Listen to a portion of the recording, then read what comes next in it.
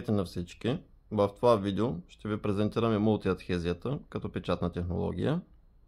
Ще направим сравнение между този печат и други подобни, като например DTF и DTG. Ще навлезем подробно в оборудването, консумативите и ценообразуването. Но преди всичко, нека да ви покажем едно помещение, което съвсем наскоро сме оборудвали с необходимата техника за този метод на печат.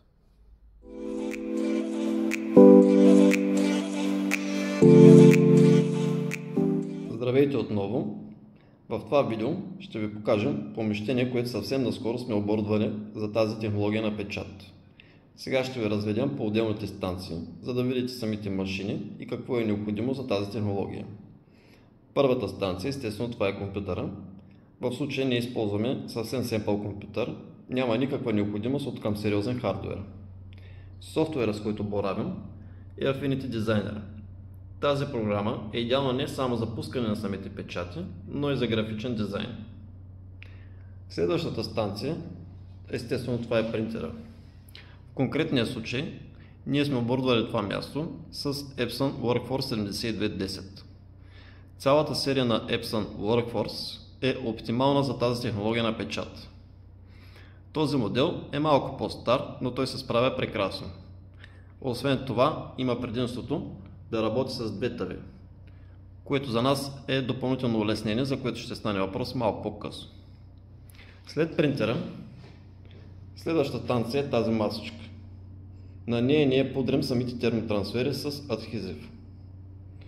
След това имаме още една такава масичка, но в случая тук изпичаме термотрансферите с пистолет за горещ въздух. Освен това, разполагаме и с тази машинка. Това е Air Duster. Той се използва предимно за метализираните печати. За него малко по-късно. Следваща и последна станция е самата термопреса. Чрез нея трансферираме готовите трансфери върху съответния текстил. Както виждате, всичко е съвсем семпло. Имаме маса с термопреса, маса за изпичане с пистолет за горещ въздух, маса, на която пудрим самите трансфери, съответния принтер и компютър. Това е всичко необходимо за тази технология на печат. Допълнителни консумативи ще видите в процеса на използване на тази технология, което ще бъде в следващото видео.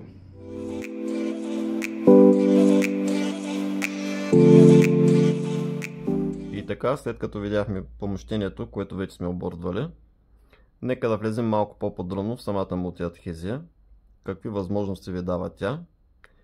На първо място, може би най-голямото предимство е, че чрез това оборудване и тази технология на печат, вие реално може да извършвате три различни метода на печат. И трите метода се правят само единствено с това оборудване. Нямате допълнителни оборудвани машини, няма такава необходимост. На първо място, това е пълноцветният печат. Тази тениска е напечатана чрез това оборудване и този метод на печат. След малко ще ви покажем точно тази тениска, как сме напечатали. Това е метализиран печат, отново същото оборудване, отново в същото помещение ще ви покажем и тази тениска. И това е сублимационен печат, отново същото оборудване, отново в същото помещение ще ви покажем как сме напечатали и този печат. Нека да започнем първо с пълноцветния печат.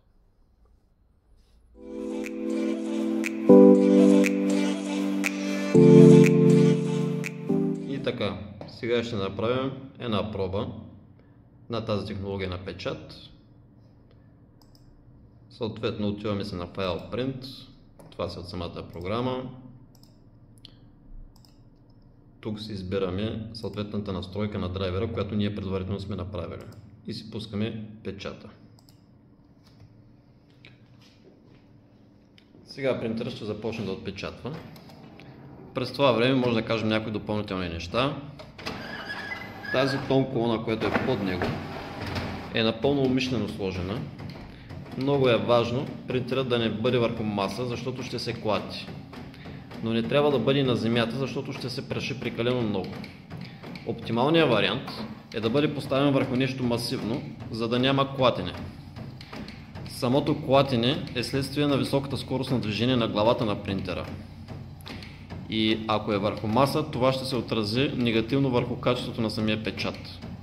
Затова нещо подобно стабилно е идеално. В момента ние сме пуснали печат за адхезия, което по настройки на самия драйвер е от касета номер 1. Касета номер 2, която е долната, е заредена с обикновена копирна хартия, чрез която ние правим сублимация. По този начин е много по-удобно, без да се налага да сменяме никакви хартии и касети, а просто от самия компютър си избираме коя от двете настройки да използваме. Това ни дава допълнително улеснение и удобство. Сега ще видите самия трансфер, който излиза огледално разпечатан. Това отново е по предварителна настройка на самия компютър. В случая печата изглежда леко блед, понеже ние използваме сублимационни мастила. И преди да преминат процеса на сублимация, всички цветове изглеждат бледи. Това е напълно нормално. Виждате и скоростта на печат е сравнително доста висока, особено спрямо DTF. Печатът не е готов. Сега отиваме на следващата станция, на която ще напудрим самия печат. Разбира се, използваме наш адхезив. Тук е важно да внимаваме да не пипаме самия печат, защото той е все още мокър. И това е абсолютно умишлено и целенасочено. Минаваме няколко пъти да си поеме необходимото количество адхезив.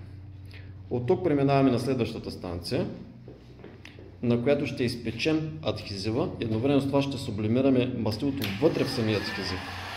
За целта използваме пистолет за горещ въздух. Сега ще видите как цветовете ще започнат да се проявяват.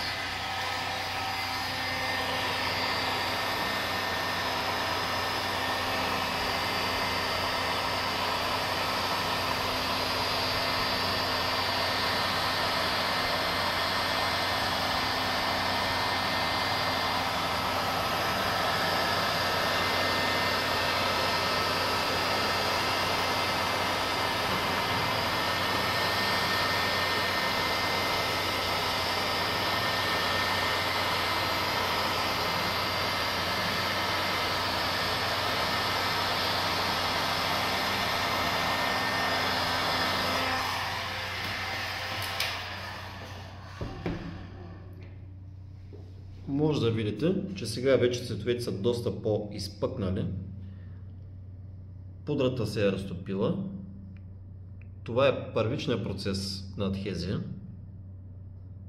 А самото мастило се е сублимирало вътре в пудрата. Тоест, чрез това изпичане ние постигаме два ефекта. Първична адхезия и сублимация вътре в самия адхезив едновременно. Следващата стъпка може да се изрежем излишната хартия и преминаваме върху термопресът.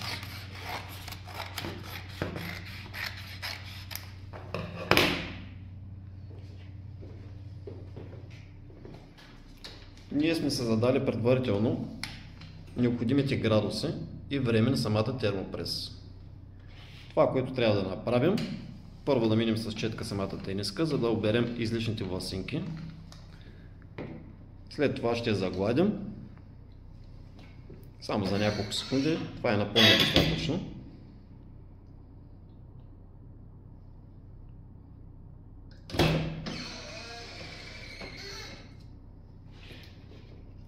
Позиционираме си трансфера. Използваме хартията като правоъгълник, чрез който правилно позиционираме дизайна.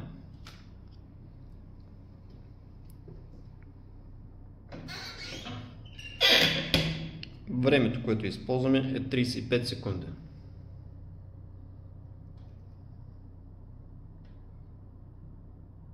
Самата термопреса, която използваме, е в големия размер 40 на 50 см на марката Schulze.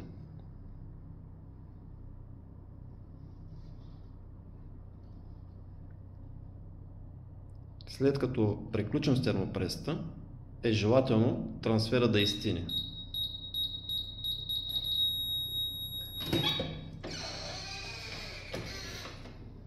Можем да се сложим тениската близо до пресата.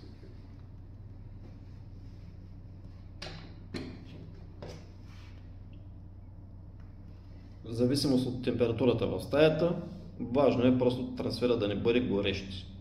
Ако е достатъчно хладен на пипане, може да отстраните хартията.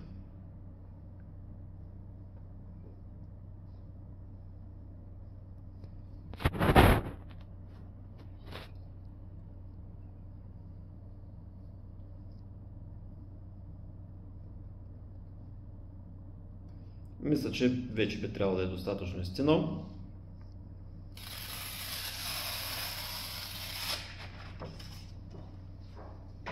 И това е крайният резултат. Детайлно, в допълнително видео, ще направим сравнение в крайния резултат между тази технология на печат, DTF и DTG. Подробно ще коментираме приликите и разликите. Това в следващото видео.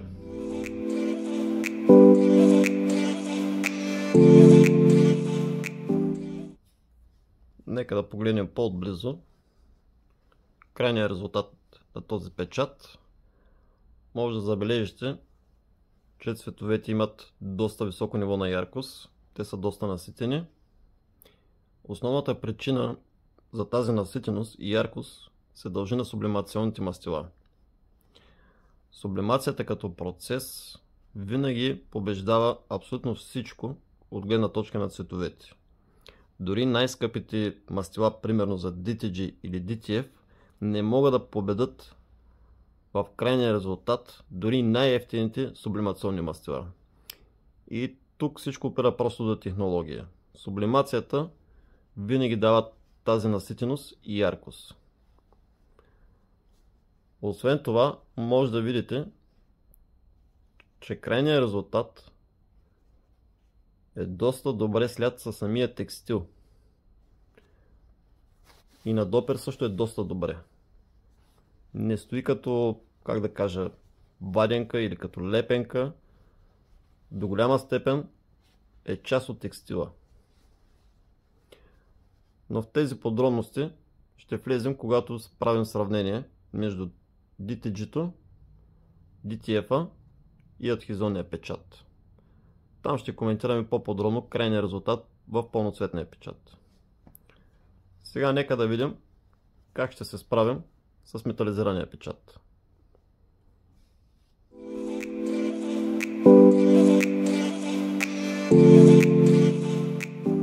Сега ще ви покажем вариант на метализиран печат, отново чрез тази технология на адхезия. В случая сме си подбрали друг тип дизайн, който е с много детайли. По този начин ефектът ще бъде още по-добър. В момента абсолютно всичко, което пускаме като настройки, е също както през цветния печат. Няма никаква разлика. Правим същите стъпки. Отново файл, принт. Настройките са ни зададени предварително, те са абсолютно същите.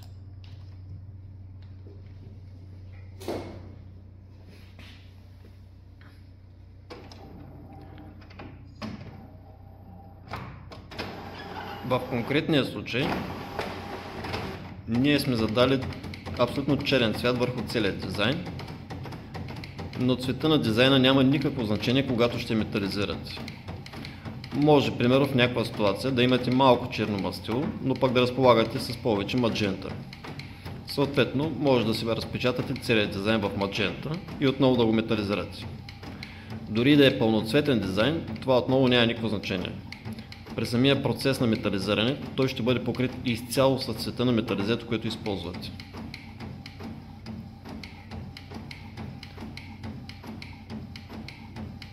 Хартията, която се използва, е абсолютно същата. консумативите също са абсолютно същите.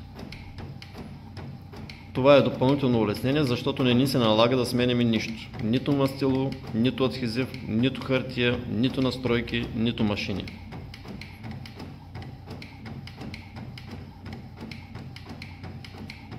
Както може да видите, скоростта на печат отново е сравнително висока.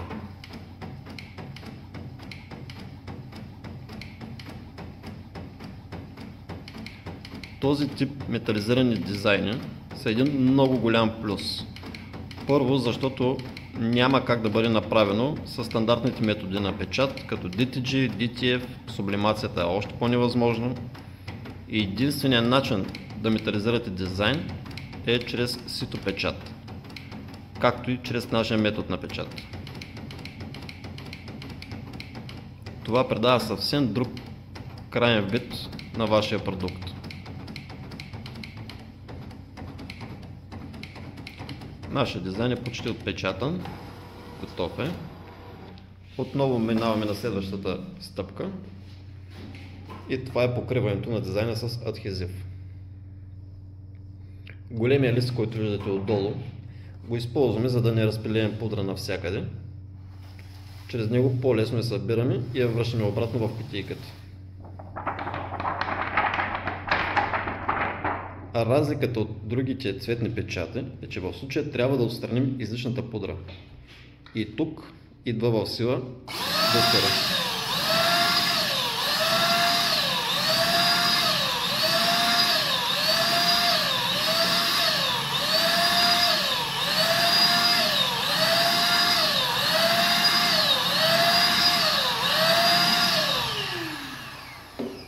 Самият дъстер има достатъчно сила, за да издуха излишната пудра от хартията, но не е прекалено силен, за да издуха самия дизайн с пудрата.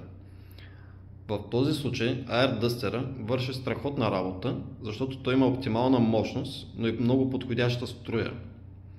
Много е важно да не остане излишна пудра извън дизайна. Първо, това е много трудно да се види на самата хартия, но ако не преминете през процеса на издухване, това е гарантирано на 100%. Понеже материалите, които използваме, самата хартия и самият адхезив, имат доста статично електричество и те буквално се наелектризират и залепват един за друг. Именно поради тази причина минаваме дизайна с дъстера. Следващата стъпка е да го изпечем.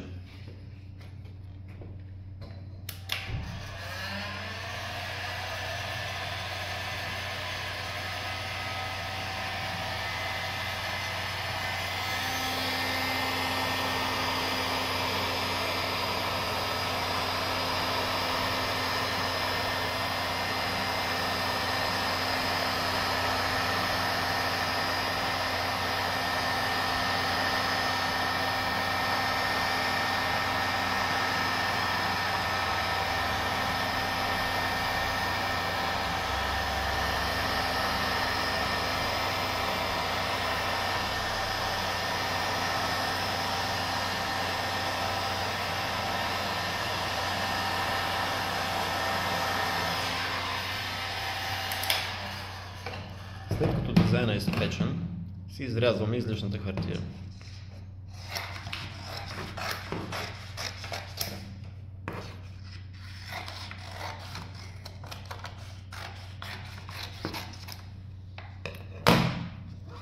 От тук минаваме на термопресът. Първо се изсушаваме тениската хубаво и се изчистваме от власинки с четката.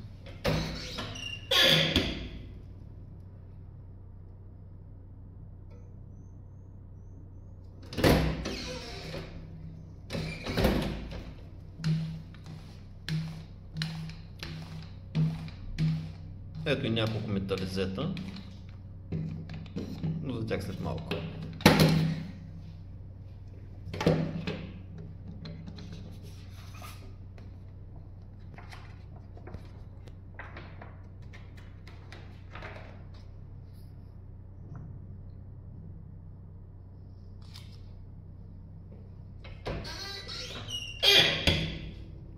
Отново, когато слагаме трансфера, времето е 35 секунди. Но последствие, когато го метализираме и отново работим на пресата, времето е по-кратко. Това са три метализета, имаме розово злато, имаме сребро, имаме и златно. По принцип официално това се води Hot Stamping Foil. Има много фирми, които го предлагат, почти винаги е на ролки. Разнообразието от метализирани цветове е много голямо.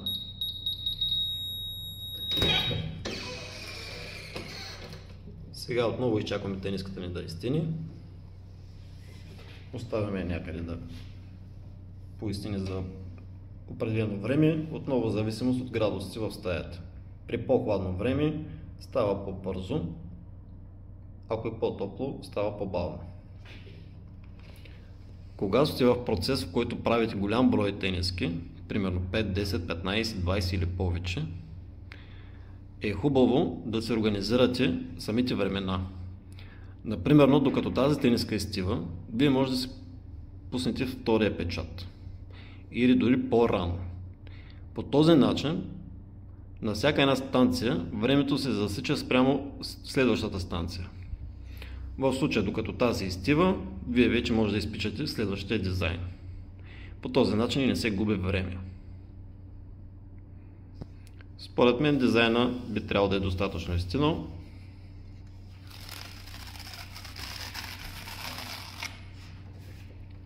На този етап ефекта, който имаме, е по-скоро black on black, който също понякога е желан ефект. Сега отново отиваме на термопресата.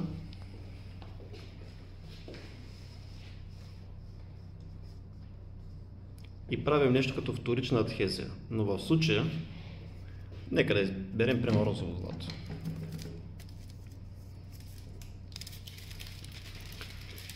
В случая ще покрием дизайна с едно парче розово злато.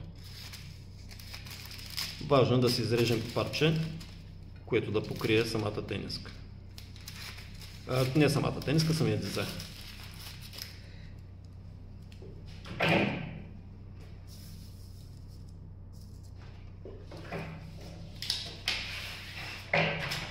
Може да си поставим един лист обикновена хартия, който да придържа самото метализе.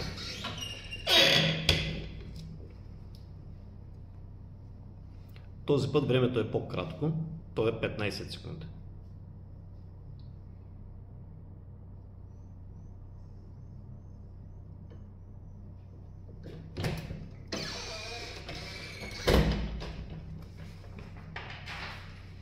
Отново трябва да изчакаме тениската да изтине.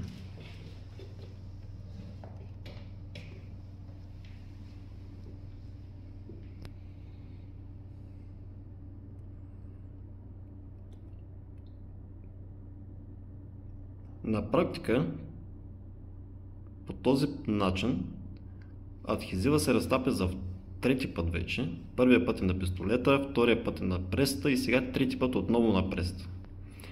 Оттам идва и наименованието мултиадхезия, защото самият адхезив позволява многократно разтапяне. И ние се възползваме именно от това качество, за да закрепим самия метализиран лист.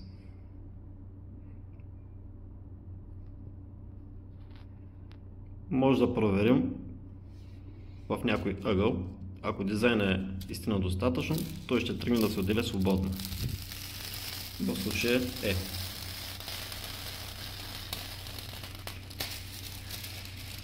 И ето го и вау ефекта. Но дори в случая ние не сме приключили. Желателно е това нещо да мине още веднъж през пресата, за да може да бъде по-надълбоко впито в текстила самия дизайн. Като за целта ще използваме тефлонов лист.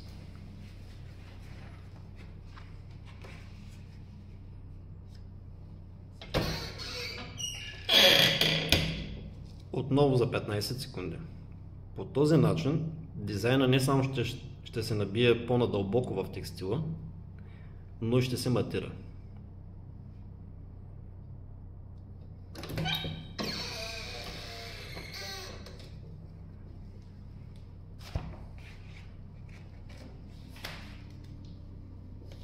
може да погледнем отблизо крайния ефект. Виждате, че в дизайна има много детайли и те са метализирани идеално. На допер също е уникално, няма почти никаква дебелина и се усеща идеално.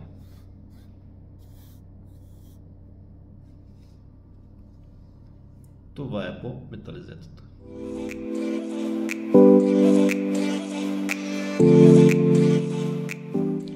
И така, нека да погледнем отблизо крайния резултат на метализирания печат. Това се води розово злато. Виждате, че металният ефект го има. Този метален печат е едно много голямо предимство. Първо, защото почти нямате друг метод, по който да го направите. Изключение прави само ситопечата, но ситопечата няма да го коментираме в нашото видео, понеже е доста по-различен. Той е печат на едро и не е подходящ за абсолютно всеки един стартов бизнес. Там няма как да правите примерно 3 тениски с 3 различни дизайна метализиран печат. Но в случая адхезионния напълно ви позволява да си правите единични бройки с метализирани печати. Самото разнообразие от към метализета е доста голямо. Нюансите са много варианти. Фирмите, които произвеждат тези метализета, също са доста. Като оскъпяване е в рамките някъде между 10 до 30 стотинки над стандартния цветен печат. В зависимост от избора на фолио, зависи от коя марка и зависи от къде ще го поръчате. Но това е много голям плюс. При DTG-то и DTF-а нямате никакъв шанс да постигнете този ефект. И това ви дава едно огромно предимство. Много хора могат да правят цветни печати върху черни тениски, най-различни. Има и доста хора, които правят примерно черни тениски с текстилни фолия, но направата на това нещо е силно ограничена. И това ви дава едно огромно предимство. Сега нека да направим поглед и върху сублимационния печат. Първо ще ви покажем как сме напечатали точно тази канава и след това ще се върнем обратно.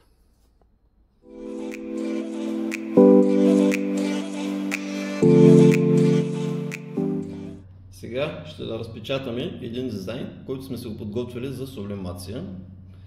От тук отново се даваме файл print. Нямаме кой знае каква съществена разлика в настройки. Единствено сменяме касетите.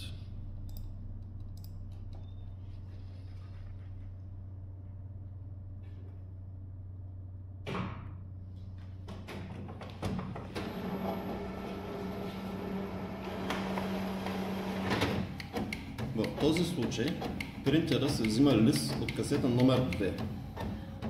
Ние сме заредили втората касета с обикновена копирна хартия, която е формат А3. И това е едно от предимствата на този принтер, че разполага с две касети. Не е необходимо да сменяте двата вида хартии, могат да бъдат заредени в двете касети едновременно. Друго предимство е, че с нашата технология на печат ние правим сублимация с обикновена копирна хартия, а не с сублимационна, която е в пъти по-евтина. Друго, което ще ви покажем, е коренно различен продукт, върху който ние ще сублимираме. В интернет има много клипчета, в които може да видите масови купешки продукти, като чаши, часовници, канави, възглавници и още много други. Но ние ще подходим малко по-различно и ще ви покажем продукт, който е изцяло ръчна изработка и е с много висока себестойност. Труда в този продукт е повече, но в крайна сметка може да постигнете много по-висока цена на крайния продукт с много по-ниска цена на основните консумативи за този продукт. Сега ще покажем някои от тях.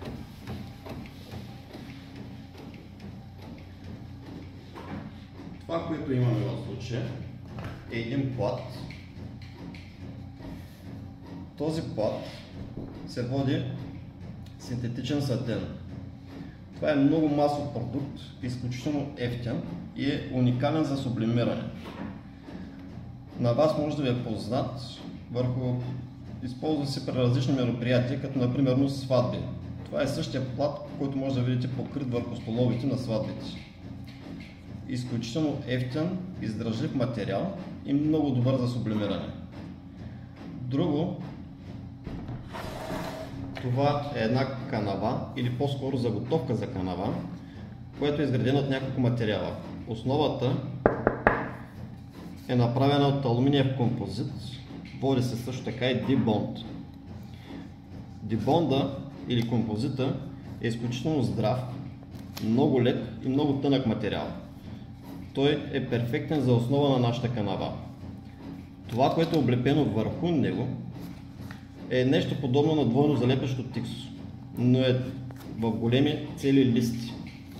А самия лепителен слой е на базата на поликарбонат. Това е перманентно лепило, което е водоустойчиво и UV-устойчиво също. По този начин ние ще получим твърда основа, лека, здрава, която ще има лепително покритие. Върху него покритие ние ще опънем напечатания чрез сублимация плат. И накрая ще затворим гърба с ето този лист, който отново има поликарбонатно лепило, но е буквално лист хартия. Това ще видите след малко. Нашият дизайн е почти готов.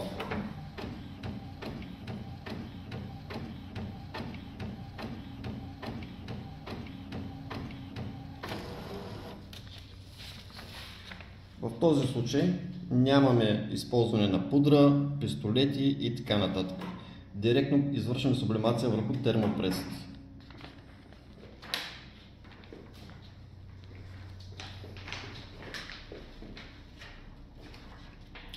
Взимаме нашия лист хартия.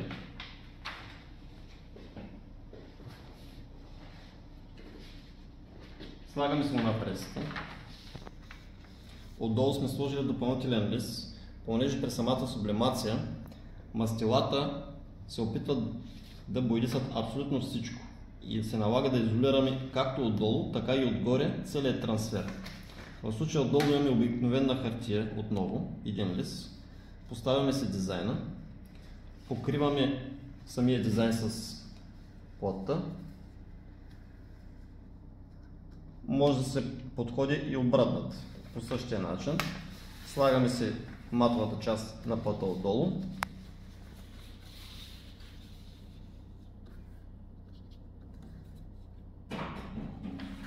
И си слагаме дизайна върху плата. И двата варианта са възможни. Важното е да се стремим печата да отиде върху гладката част на плата. След това покриваме отново с обикновена хартия, за да предотвратим отиването на мастилото към горната част на пресата. По този начин получаваме нещо като сандвич. Сега затваряме пресата, настройките са 215 градуса за 60 секунди.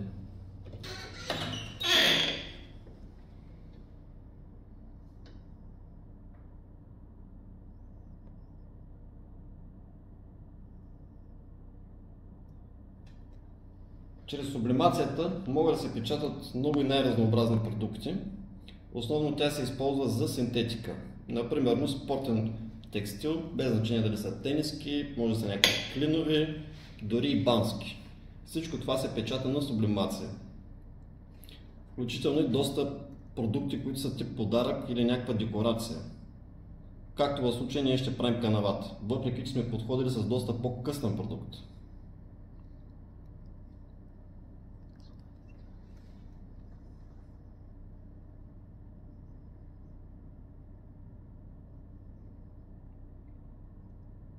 Сега ще видим крайния резултат.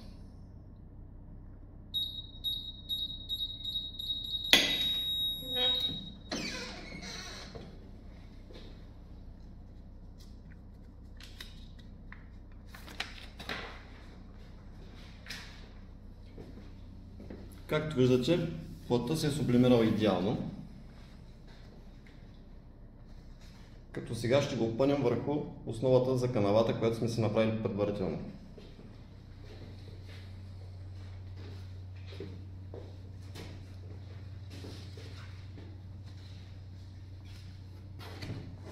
Първо трябва да отстраним предпазния слой.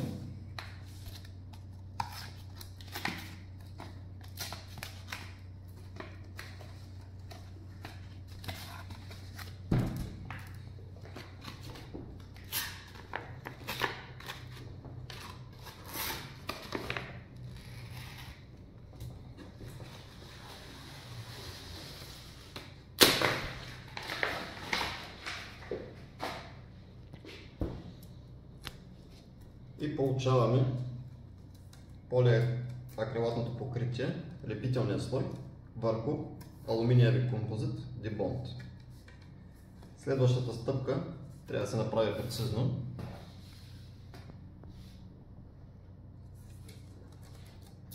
Опитваме се да центрираме и да залепим едновременно.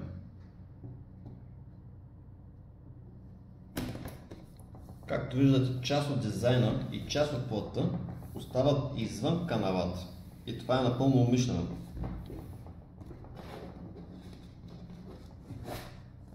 Сега започваме полека да изваждаме въздуха и плътта залепя напълно.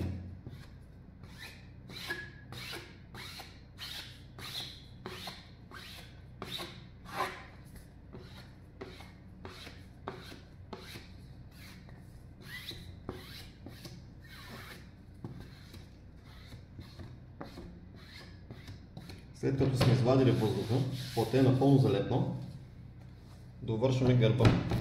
За целта първо опъваме и затваряме краищата.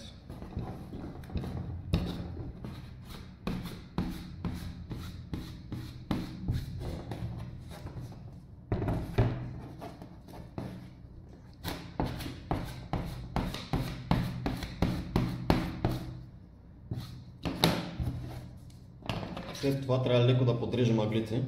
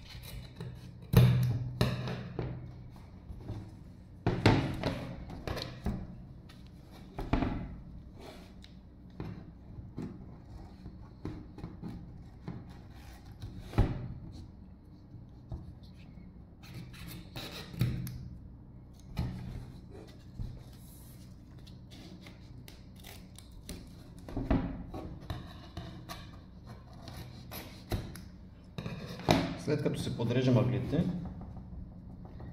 използваме абсолютно същия материал. Отново това двойно залепящо полиакрилатно покритие.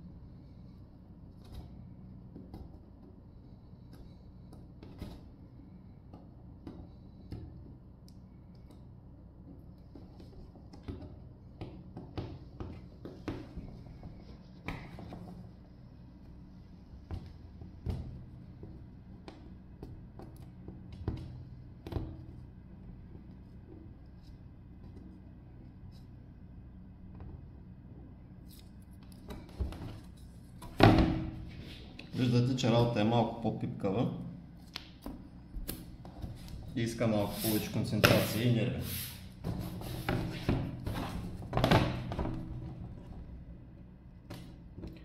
Самото полиакрилатно лепило е доста силно и понякога е доста трудно да се отстранят предпазните хартии, но не е невъзможно.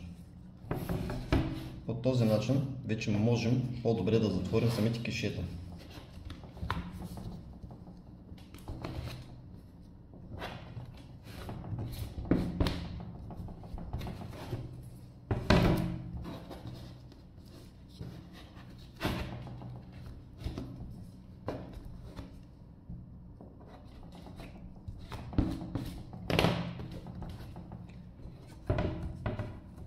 Целта е плътта да мине през самия ръб и да мине към гърба.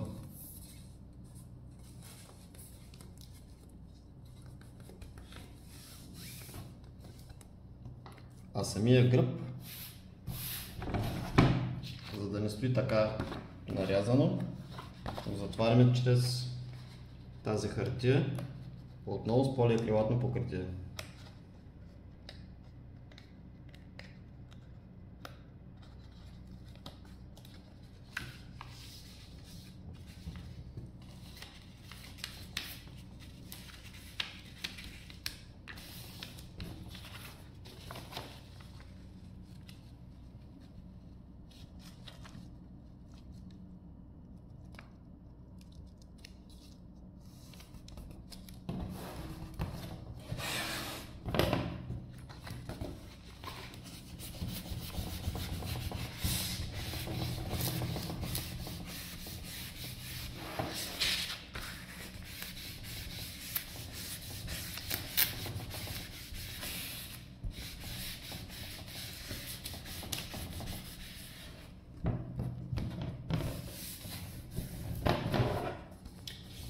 И това не е завършения продукт. Както вече казах, изключително здрав, лек. Самия печат, понеже е сублимационен, това нещо няма как да се премахне. Освен това, плътта е UV устойчив и устойчив на влага. Полиакрилатното покритие, което е лепителният слой, по същия начин. То е влагоустойчиво и UV устойчиво. Самия композит, който играе ролята на основа, също е устойчив на всякакви метеорологични условия. По този начин тази канава може да се използва навсякъде. Може да я сложите на открито, дори в банята може да се сложи.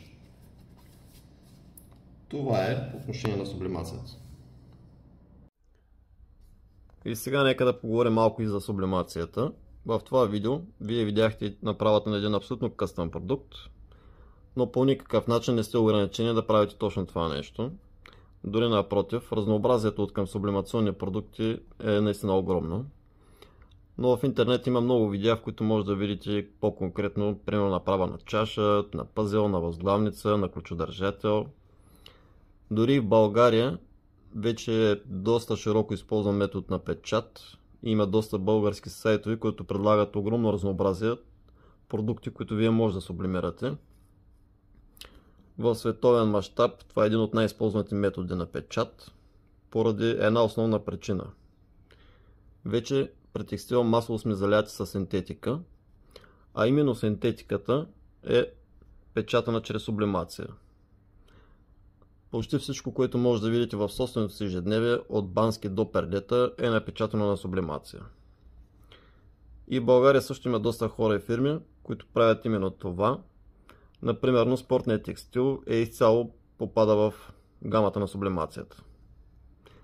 Без значение дали е полиестерна тениска, дали са някакви екипи, дори и бански, всичко това се прави на сублимация, като печат. В нашия конкретен случай имате и едно предимство, и това е използването на обикновена копирна хартия, а не на специална сублимационна хартия. Разбира се, ние сме направили това нещо напълно умишлено.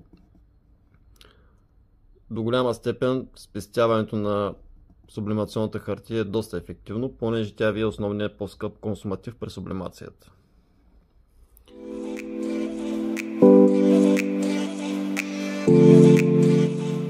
Сега Сега ще се върнем отново на пълноцветния печат и ще коментираме малко по-подробно приликите и разликите между адхезионния, DTF и DTG-то. Нека да започнем с DTG-то. Както виждате, от трите метода на печат, в този конкретен случай, DTG-то има най-ниска наситеност на цветовете, най-ниска яркост над тях. Те просто не са достатъчно живи. Този печат до голяма степен изглежда малко като промит. И причината за това въобще не е в самия принтер, който е използван, нито в самия метод. Проблема тук е друг. При използването на DTG печат, тениската влиза директно вътре в принтера и тя се явява вашето печатно платно. И това платно е изградено от влакна. Оттам се губи и разделителна способност, оттам се губят и наситеност на цветовете, яркост на цветовете. Въобще целият ви печат става напълно зависим от избора на тениска. Колкото по-ниско качество е вашата тениска, това означава по-ниско качество и на тези влакна. Мастилото не може да изгради плътен слой, то прониква надълбоко, губи се плътност на цвета, оттам се губи и разделителна способност. Това е един от минусите на DTG-то. И както много други неща, всеки минус е някакъв плюс. В случая имаме и предимство. Това води до най-добро усещане. За разлика от другите две, DTG-то почти не може да се усети. Той се превръща част от текстила. Точно поради това проникване вътре във влакната на самото мастило. Но, както казах, това е плюс и минус. При DTF ситуацията отива в друга крайност. Този метод на печат е вид термотрансфер, който е изграден от три слоя. Имаме един слой адхезив, един слой бял мастил и един слой цветно мастило. Но тези три слоя правят този печат прекалено груб, прекалено тежък, прекалено плътен. Няма дори място за сравнение между усещането при DTF и DTG. Този печат се превръща в една дебела плътна лепенка върху вашия текстил. И тук отново плюсовите и минуси започват да се възкачат един върху друг. Едно и също нещо става плюс и минус. Първият плюс е високата резолюция. Когато се печата DTF, самият печат отива върху трансферен филм, който има много по-финна структура, много по-гладка, отколкото и текстилни влакна. По този начин принтера ви успява да създаде много висока резолюция на крайния печат. От към цветове бих казал, че една идея е по-добре от DTG-то. По-наситени са, по-ярки, но на допер определено не е добър вариант. DTF е подходящ за определени неща. Например, ако трябва да печатате някакви надписи или нещо подобно на лого, нещо, което изисква наистина висока резолюция, за да бъде четливо, DTF е много добър вариант.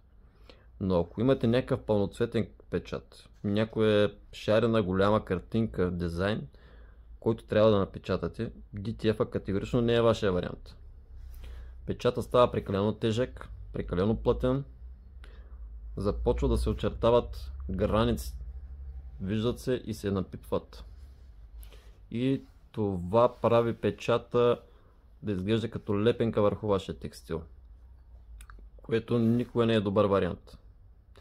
Но едно лого или един надпис изглежда по-добре, когато стои като лепенка върху самия текстил. И по този начин DTG-то и DTF си имат своите плюсови и минуси и всеки един от тях двата е подходящ за нещо определено и конкретно.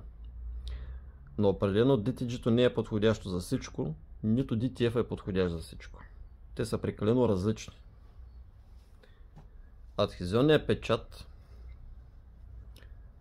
застава някъде по средата. На допер има усещане, но то в никакъв случай не е както при DTF. Тук причината е следната. Самия печатен слой е само един. Той е изграден изцяло от адхезив. Цветовете в този печат идват от самите сублимационни мастила, но при процеса на сублимация мастилото влиза на молекулярно ниво вътре в самия адхезив, а не като отделен слой. По този начин ние запазваме един слой. Освен това, самият адхезив е предназначен за текстил.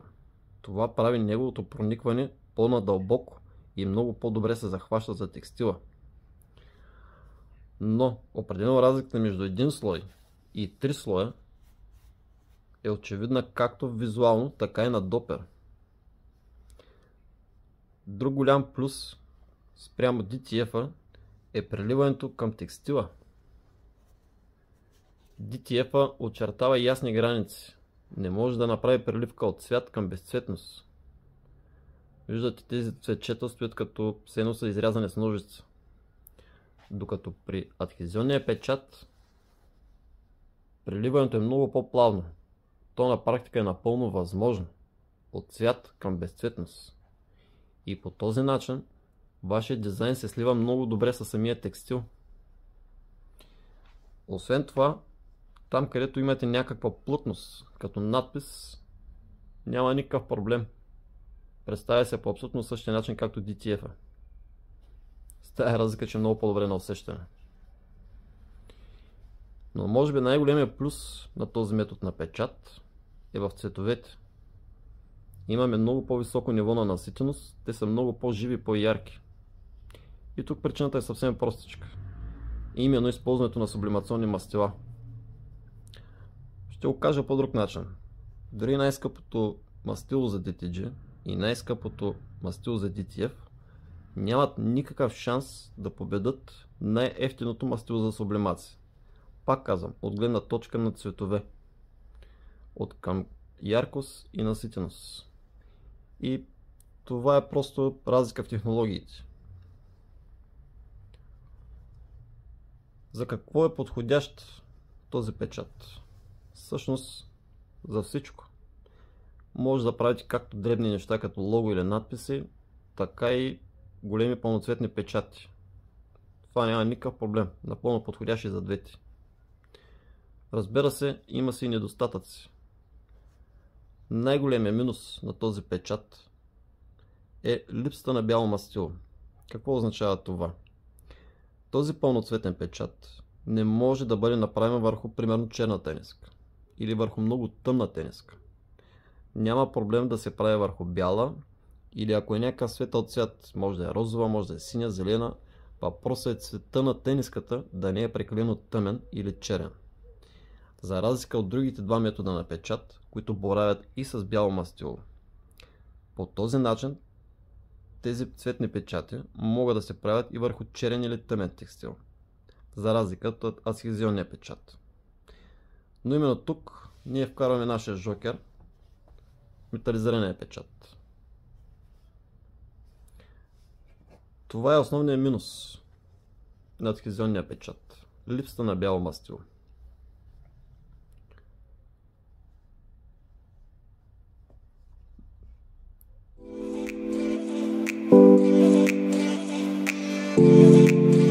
Сега ще навлезем и в най-важната тема, именно ценообразуването. Цената е важна за абсолютно всеки. Независимо дали сте начинаещ предприемач или сте някоя голяма фирма, всеки трябва сам да се направи правилния бюджет и цената е важна за абсолютно всеки. Извън ценообразуването от гледна точка на оборудване, за който да е от трети метода на печат, ще коментираме термопресите. Няма да ги вкарваме към цената за самото оборудване. Така е по-правилно, понеже ценовия диапазон при термопресите е много голям, избора на марки също е много голям и избора на размери също е голям. Това може да ви обърка доста, ако вкарате термопреста, примерно при избор за DTG или адхезионен печат. Затова е желателно избор на термопреса да бъде направен отделно. Ние можем да ви дадем много подробна информация, за да направите по-качествен и по-точен избор. Но в това видео ще споменем само няколко неща, да ви дадем предварителна информация. Основно термопресите може да ги разделите на базата на два фактора. Първият фактор е дали да бъде китайска или маркова не китайска. И втория фактор е размера. Единият масов размер е 38 на 38 см, другия масов размер е 40 на 50 см. По-големия размер, разбира се, е по-добър вариант от гледна точка да не се ограничавате сами размера на печата. При непрофесионалните преси, китайските, марките са страшно много, там няма да влизаме в никакви подробности, но ще ви споменем марките на повечето професионални преси, които са по-световно известни. За щатите това са Stackhouse и Gel-Knight. За Европейския съюз брандовете са Sefa Франция, Schulze са немски, Transmatic Италия и Atkins Англия. Която от тези 6 марки да изберете, няма как да сгрешите. Резултатите ви винаги ще бъдат абсолютно на високо ниво. Но това е общо взето по термопресите. Нека сега да поговорим за по-важната тема, а именно оборудването при тези три метода на печат. Преди DTG-то във вашата цена трябва да влязат избора на принтер и машина за претритмент, както и RIP софтуер. Това са трите важни елемента при оборудване за DTG. Принтер, машина претритмент и RIP софтуер. Като RIP софтуера винаги върви ръка за ръка заедно с принтера. Почти е невъзможно да вземете само принтера без RIP софтуера.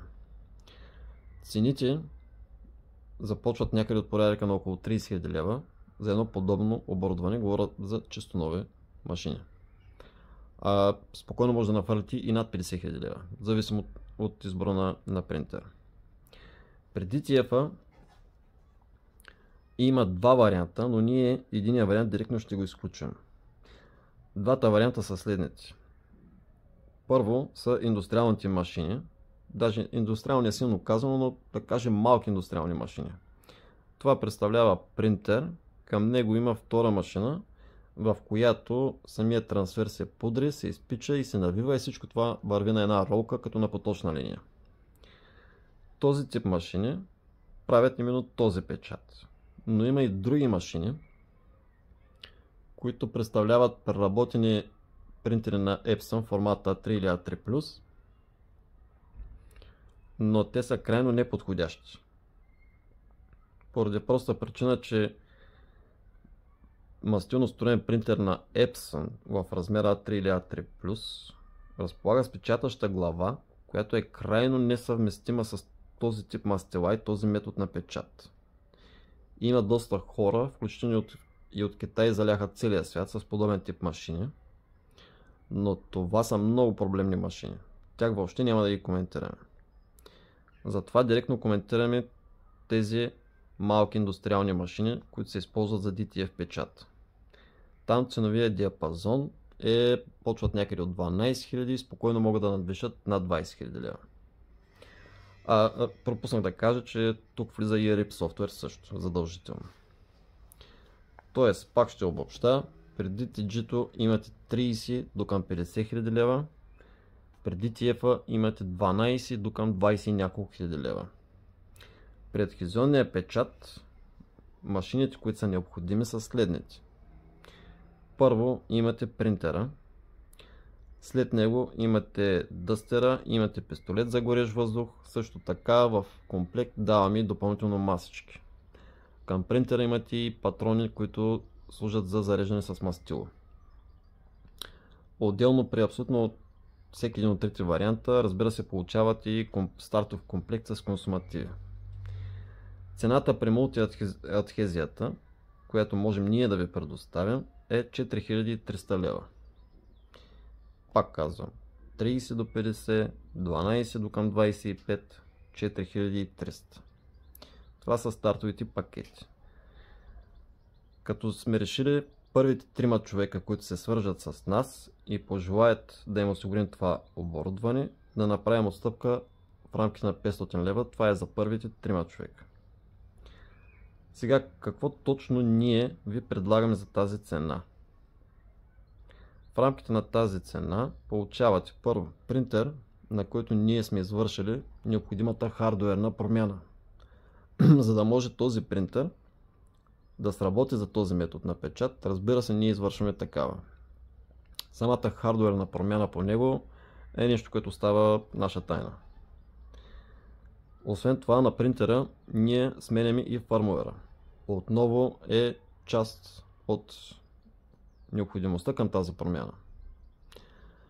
Освен това, ви предоставяме, инсталираме ви софтуер Affinity Designer, който се използва не само за печата, но и за графичен дизайн.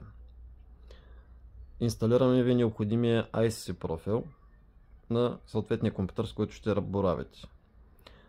Даваме ви пълен комплект стартови консумативи, което включва 100 листа хартия, която е за адхезионния печат, 100 листа хартия за сублимационния печат, 4 по 100 мл мастила за самия печат, половин килограм адхезив.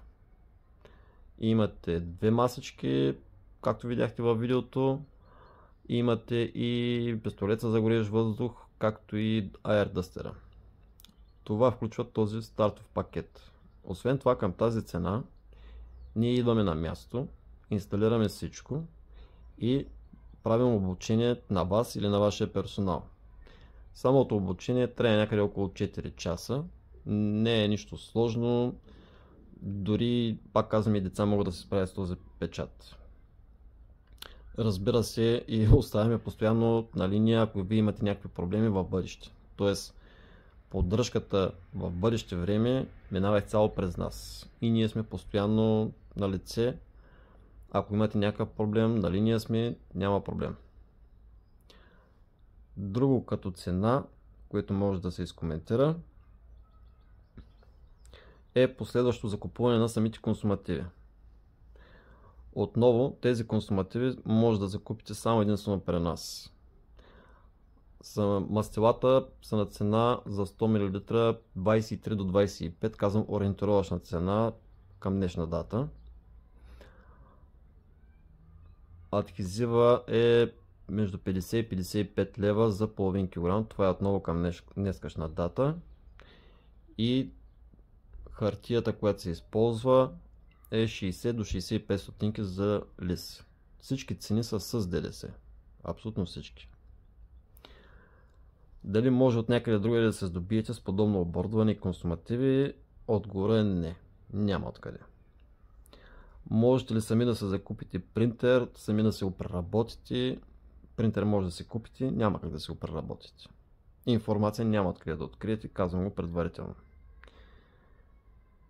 Това е горе-долу гледна точка на цените.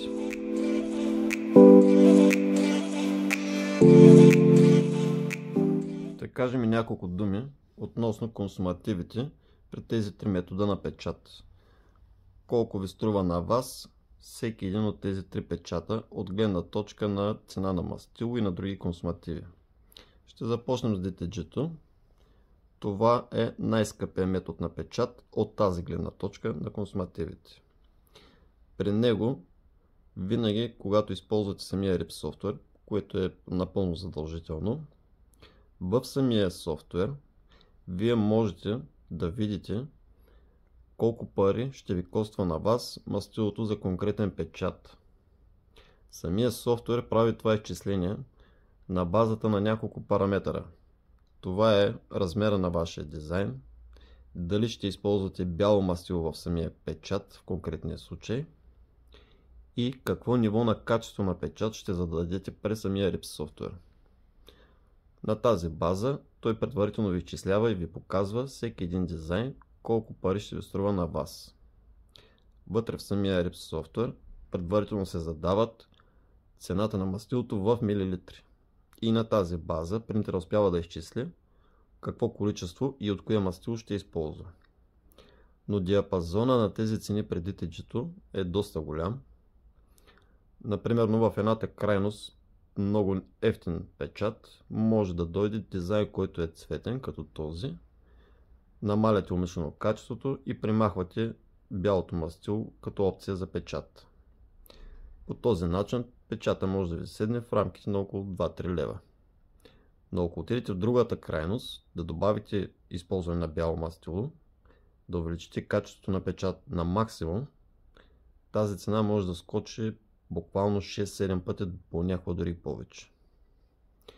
Аз съм имал случаи, при които ми се налага да отпечатам почти изцяло чисто бял дизайн в голям размер върху черна тениска, и при използване на опции на самия RIP софтуер за максимално качество на печат, цената беше 27 лева.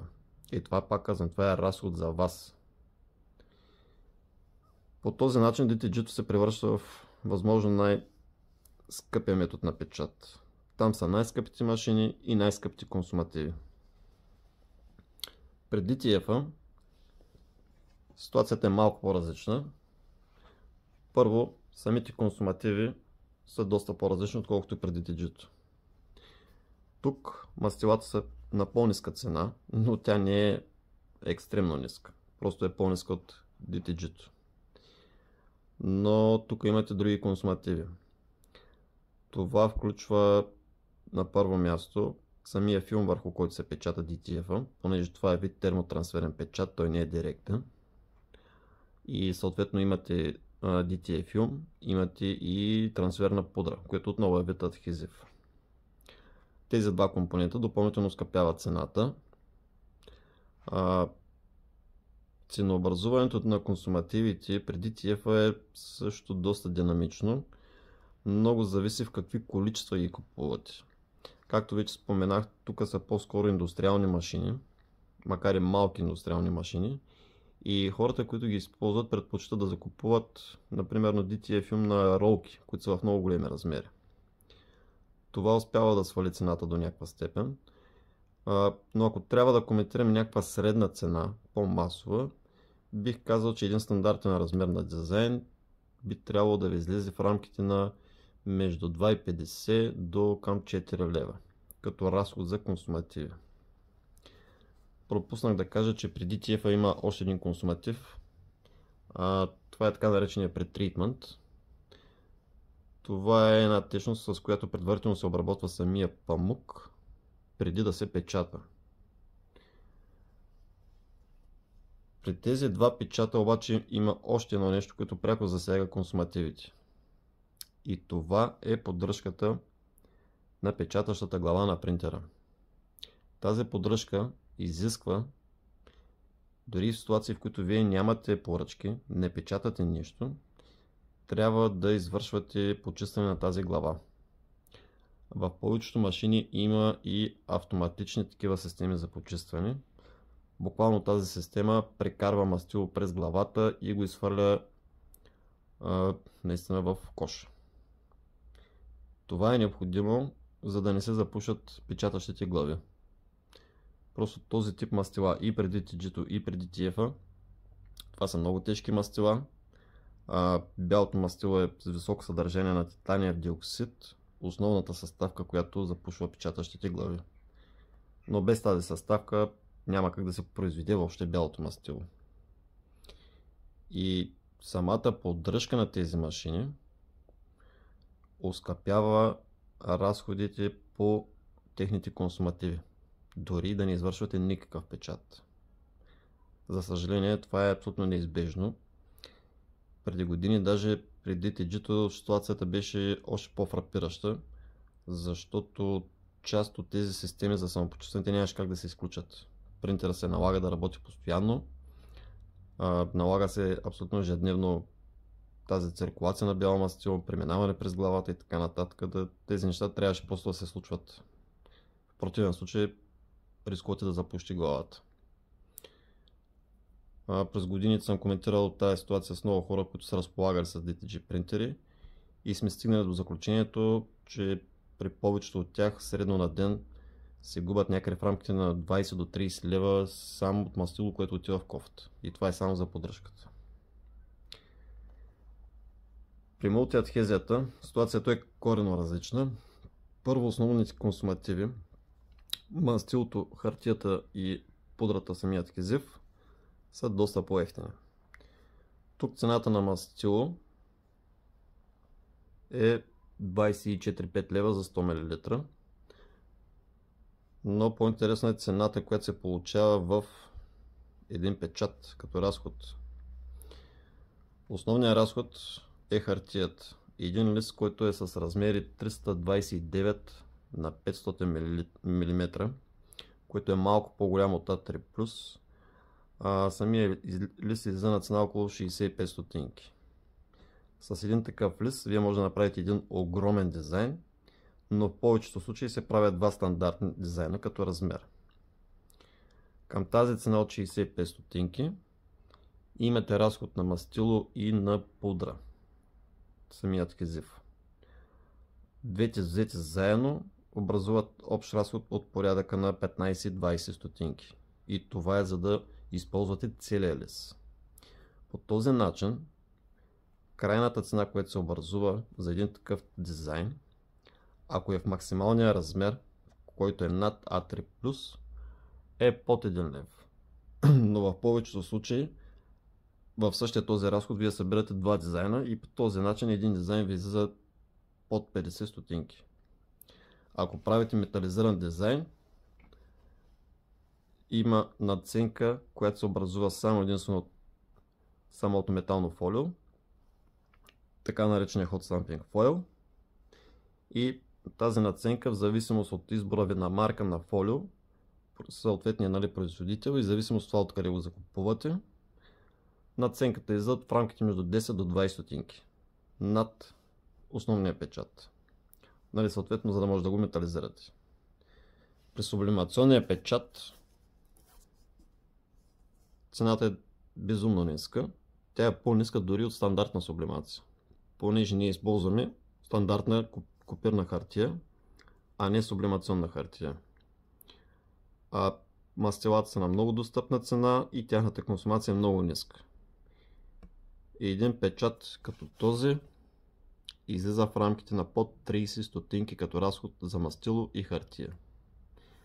Тези цени при мултиадхезета въобще нямат място за сравнение с цените при останалите методи на печат. И това е много важно, защото когато човек стартира подобен бизнес или начинание, повечето пъти това е експеримент и не е желателно да се наливат огромни суми пари, примерно 30 000 за DTG плюс още 15 за DTF и да се стартира нещо, което не се знае дали ще потръгне. Затова мултиадхезията е идеален вариант за стартов бизнес. Има и хора, които може да предпочитат само единствено заради по-ниската цена или може би заради метализирания печат да добавят към вече съществуващ бизнес този метод на печат.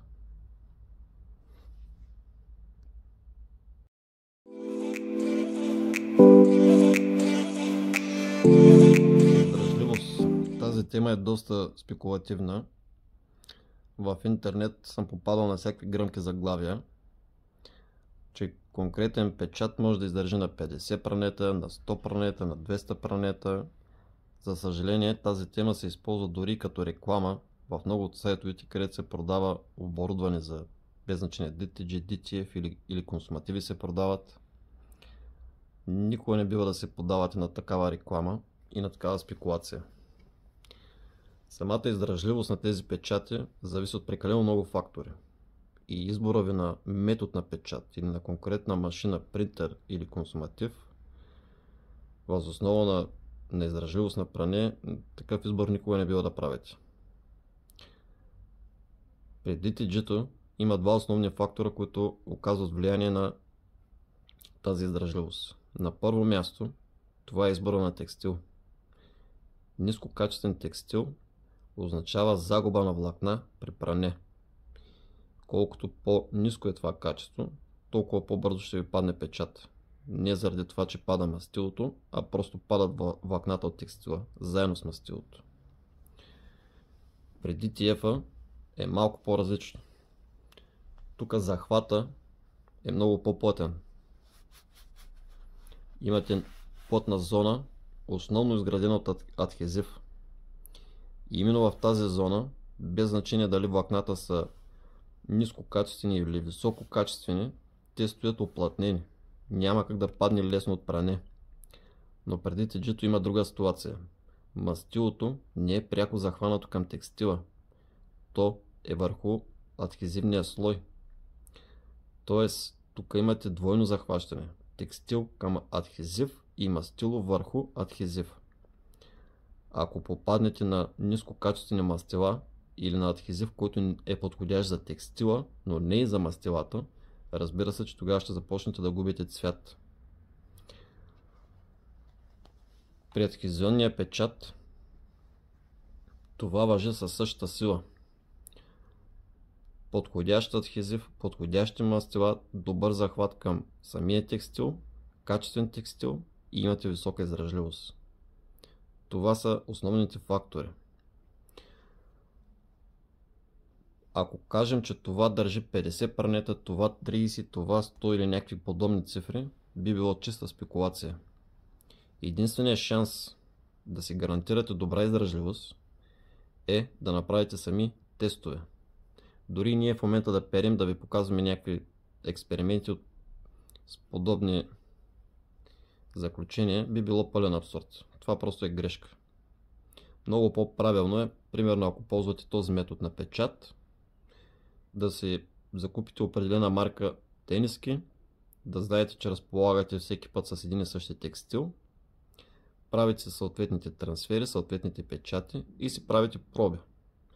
Ако забележите, че има някакъв проблем, е по-добре да се свържете дали ще е с нас или ако закупите DTG с човека, от който сте закупили принтера, и да потърсите къде е грешката. Защото винаги, когато има някакъв сериозен проблем при пране, то означава, че някъде има грешка. И тая грешка почти винаги се случва на термопресата. Прекалено ниски градуси, прекалено малък натиск, прекалено малко време. Но ако вие на термопресата се справите добре, ако там нямате грешки, то тогава загубата на печат ще дойде с време при загубата на влакна. Като най-бързо ще стане при DTG-то. Просто защото тук нямате такъв плътен адхезивен слой. При всички положения DTF и адхезионния печат ще издържат повече, но точна бройка е абсурдно да се каже. Друго, което е важно за самата издръжливост, освен прането, е какво се случва при разтягане. Защото този текстил не стои някъде сложен като платно. Това е дреха, която се носи. При DTG-то липсата на адхезив помага този печат да бъде еластичен толкова колкото е еластичен самия текстил. И това по никакъв начин не засяга самия печат. При DTF тази еластичност в зоната на печата просто няма.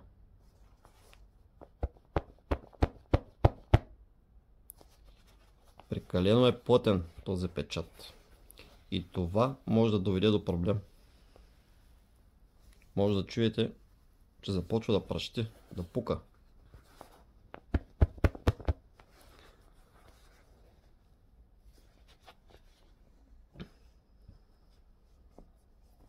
При адхезионния печат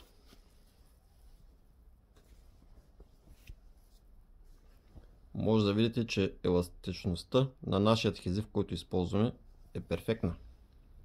Той е толкова еластичен, колкото позволява самия текстил. Нито ще се напука, нито ще се скъса.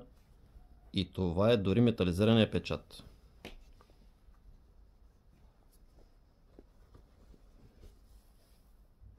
Виждате каква голяма разлика има в самата еластичност на това и на това.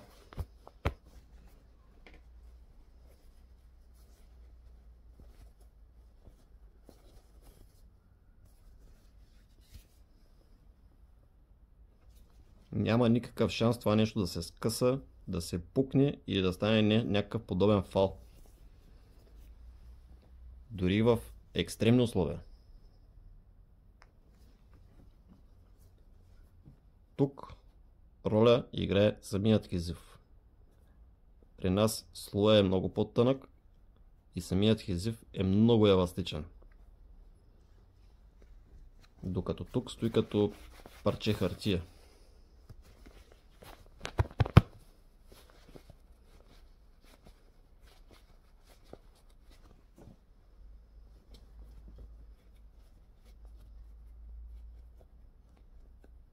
Има над двойна разлика в еластичността на адхезионния и на DTF. При DTG-то самата еластичност е толкова, колкото позволява текстила. И тук естествено няма какво да се напука.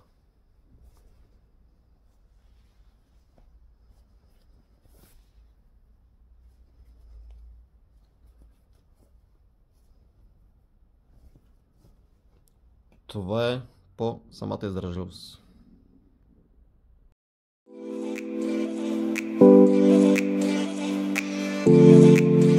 Като заключение, в един малко по-късен час ще обобщим кои са предимствата на адхезионния печат на мултиадхезията като цяло.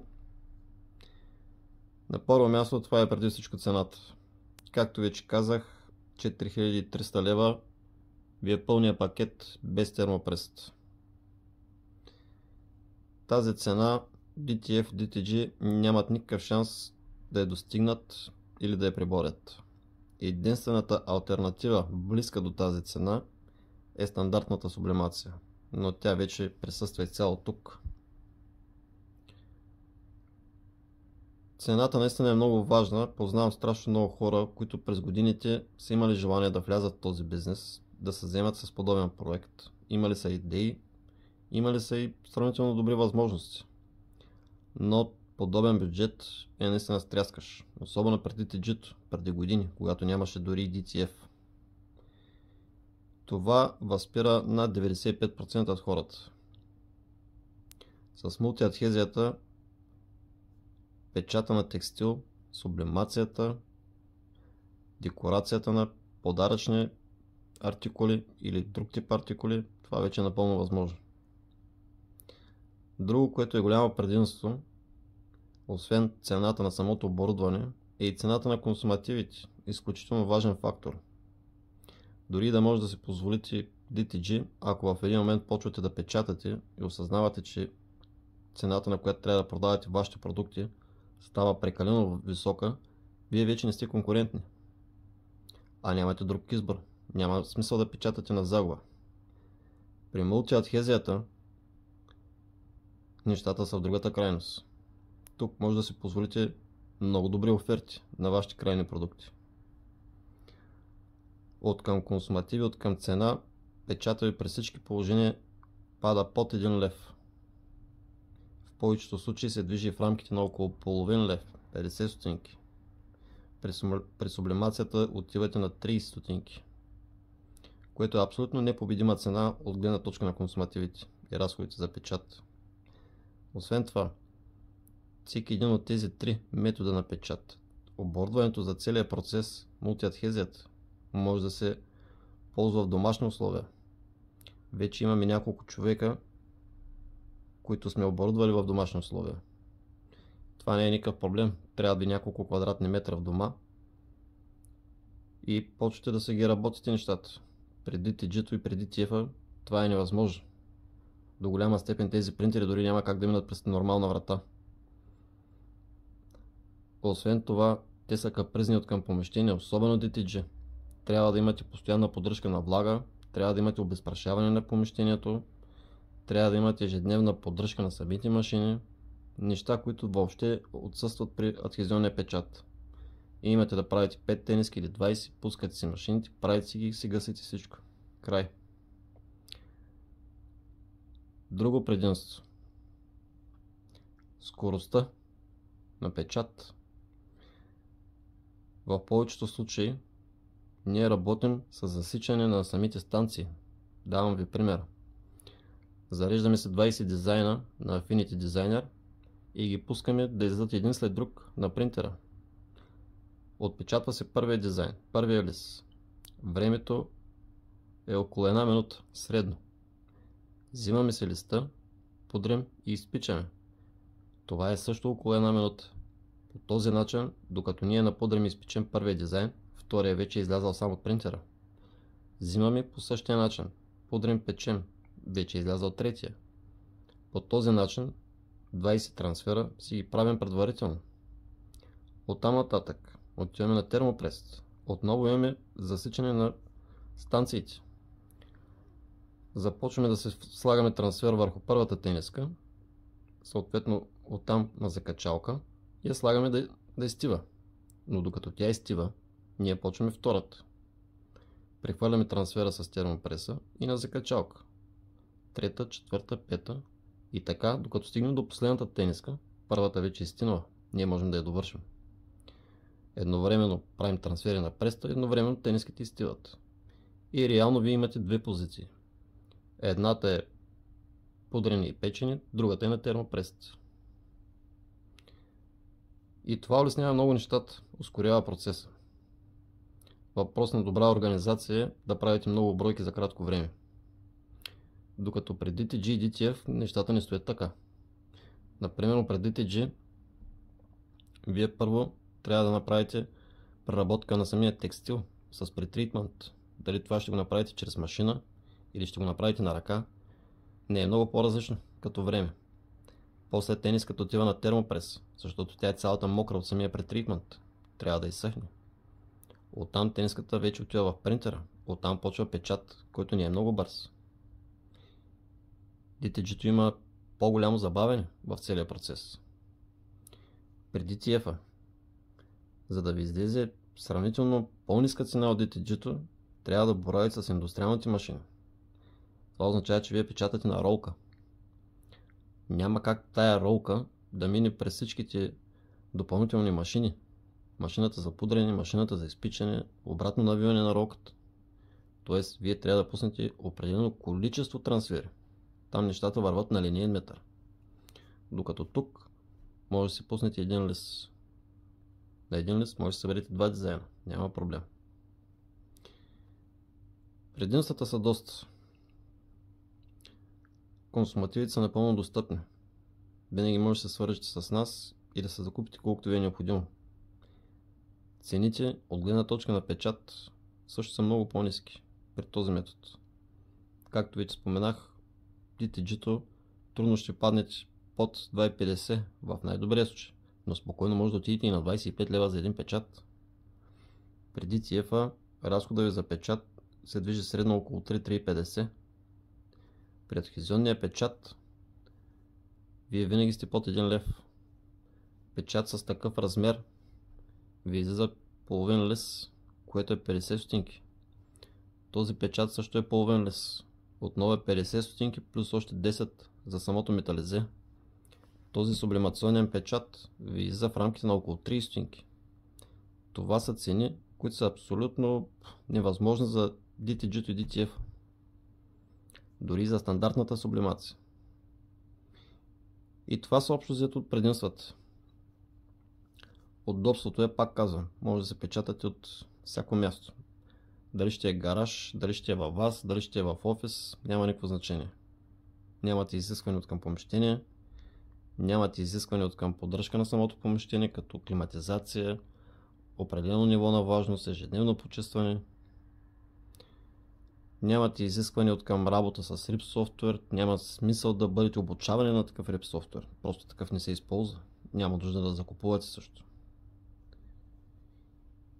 И това е в общи линии по темата мултиадхезия. Ако имате някакви въпроси, каквито и да се, може във всеки един момент да се свържете с нас.